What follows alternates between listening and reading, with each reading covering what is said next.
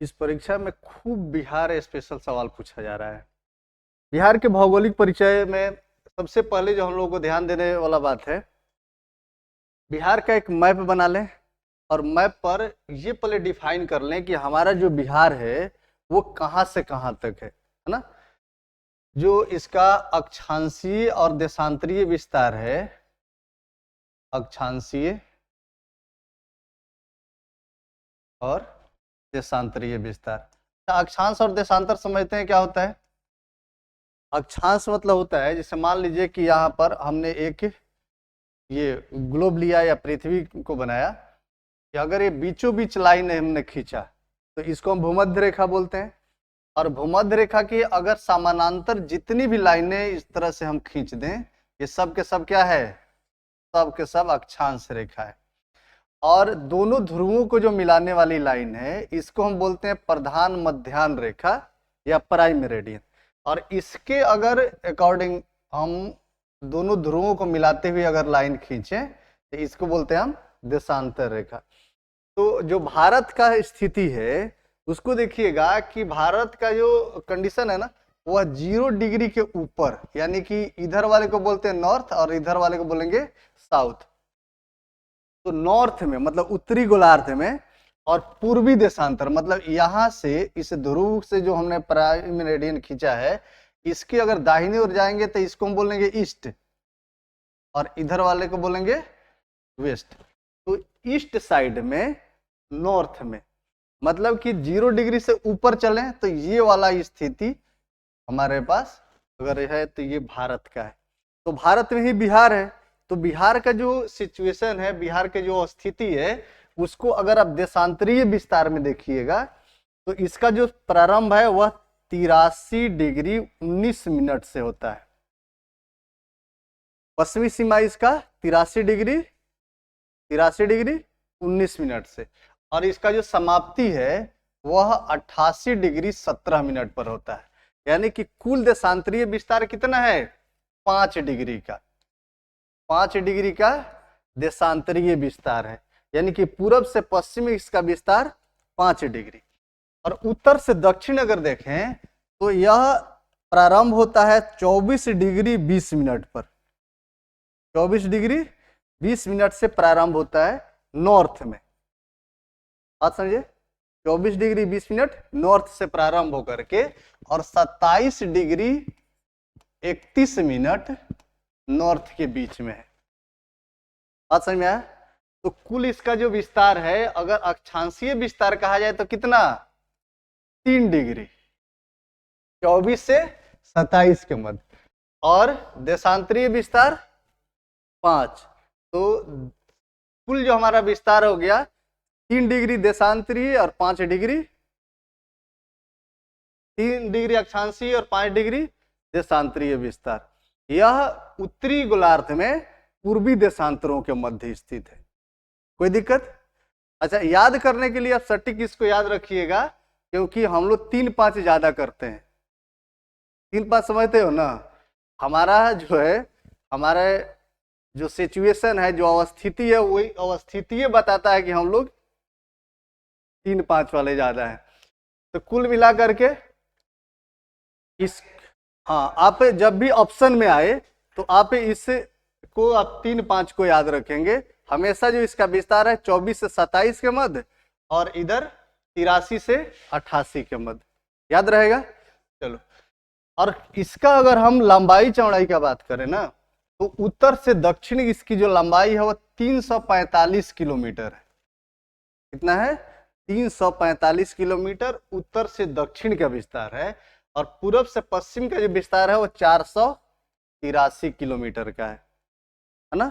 ये खूब पूछता है कि भारत का उत्तर से दक्षिण का विस्तार कितना है, 345 किलोमीटर, और पूरब से पश्चिम का विस्तार 483 किलोमीटर, याद रहेगा।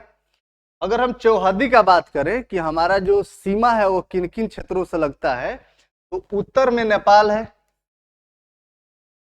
दक्षिण में झारखंड है, पूरब में पश्चिम बंगाल और पश्चिम में उत्तर प्रदेश स्थित है। उत्तर में नेपाल, दक्षिण में झारखंड, पूरब में पश्चिम बंगाल और दक्षिण में पश्चिम में उत्तर प्रदेश स्थित है। बिहार का जो नाम है वह इसका जो नामकरण है वह तो बौद्ध विहार के नाम पर किया गया। इसका जो स्थापना है वह 22 मार्च 1912 को किया गया था। उड़ीसा और बिहार एक साथ शामिल था, तब इसको बंगाल से अलग किया गया था। 1 अप्रैल 1936 को उड़ीसा भी बिहार से अलग हो गया और 15 नवंबर 2000 को यह झारखंड से अलग होकर एक स्वतंत्र स्वरूप में अभी वर्तमान में मौजूद है। बात समझ में आया? बिहार दिवस कब मनाया जाता है? 22 मार्च को, क्योंकि इसी दिन यह बंगाल से अलग होकर के एक अपने स्वतंत्र स्वरूप में आया था। बात समझ में आया? पहले यह बंगाल का हिस्सा था, बंगाल प्रेसिडेंसी में था। 1912 ईस्वी में जब दिल्ली सम्मेलन हुआ था, दिल्ली में जो सम्राट की बैठक हुई थी, उसके बाद यह एक अलग स्वरूप में ये बनकर तैयार हुआ और 22 मार्च 1912 ईस्वी को एक नोटिफिकेशन के द्वारा इसको स्थापित कर दी गई थी। बात समझ में आया? तो पहला इसका जो अपने अस्तित्व में आया 22 मार्च 1912 को आया।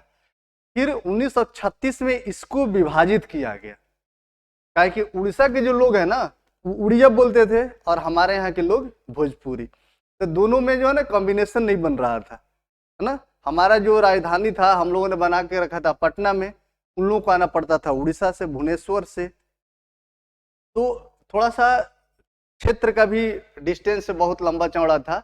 उस समय झारखंड, उड़ीसा और बिहार तीनों शामिल था बिहार में। तो उड़िया वालों ने अपना एक अलग राज्य का मांग कर रहा था और 1936 में जब 1935 का अधिनियम आया तो उसी अधिनियम में यह प्रोविजन कर दिया गया कि बिहार को बांट करके उड़ीसा एक नए राज्य के रूप में बनाया जाएगा और एक नया प्रेसिडेंसी बना दिया गया उड़ीसा को। आज समय कब बना हुआ?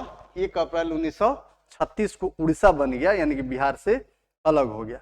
और फिर बाद में बिहार जो बचा था ना, इसमें झारखंड वाले अपना मांग कर रहे थे, क्योंकि बिहार का भी जो कंडीशन है ना उसको अब देखिएगा तो इधर वाला जो एरिया है ये वाला समतल भूमि में है और इधर उत्पादन एग्रीकल्चरल लैंड ज्यादा है, तो यहाँ पर उत्पादन ज्यादा होता है, कृषि का उत्पादन ज्यादा होता है।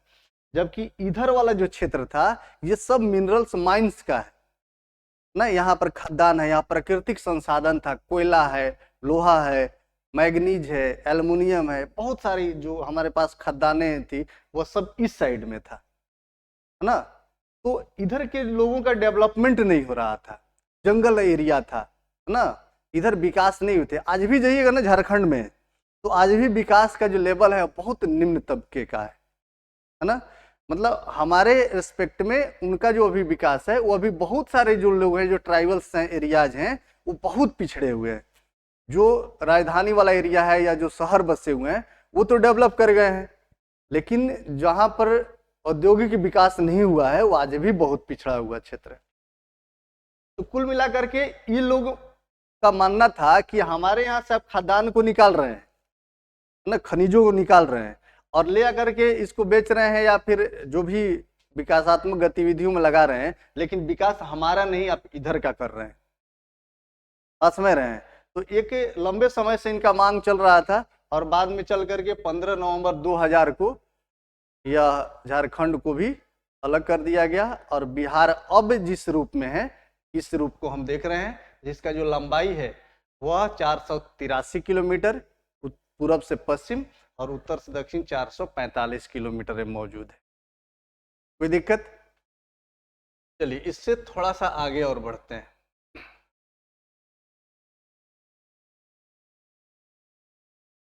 यह वन्य जीव अभयारण्य है ना। वन्य जीव अभयारण्य कहने का मतलब हमारा है कि